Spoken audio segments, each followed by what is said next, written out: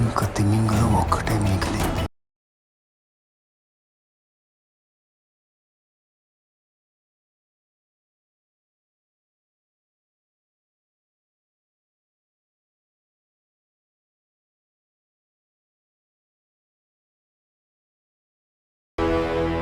Sir, Muharram రైట్స్లో Vishnu భార్య సాయిబా చనిపోయింది. ఎందుకో ఎలాగో తెలీదు. ఆ రైట్స్కి కారణమైన నలుగురిని విష్ణు ఇప్పటికే చంపేశాడు.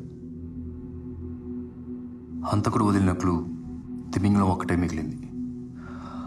హంతకుడు ఉద్దేశంలో రంజిత్